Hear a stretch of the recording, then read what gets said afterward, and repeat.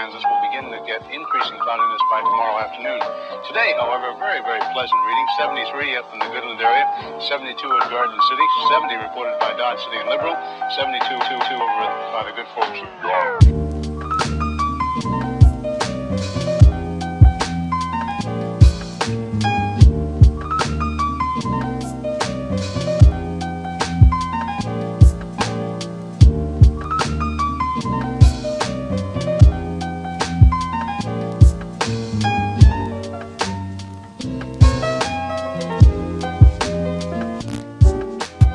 And in the Ponca City Blackwell area, 68 degrees today.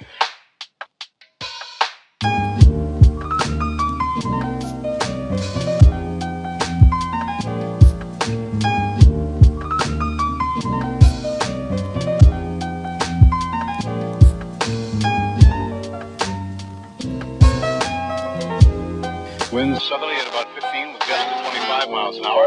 Barometric pressure 30.00 and is rising.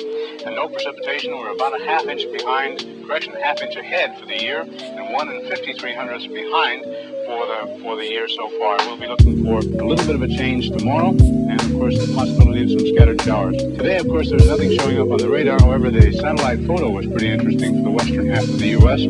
Rain showers and thunder showers along that frontal system, and that wide band of fairly heavy snows. Now, what will happen each time that you see the frontal system on there, that begins at 6 o'clock in the morning, and then you'll see the cloud pattern move until 2 o'clock this afternoon. So as of that time, of course, the front was way off in the northwest. Now, however, it's moving into the central part of the nation with a couple of high-pressure cells behind it.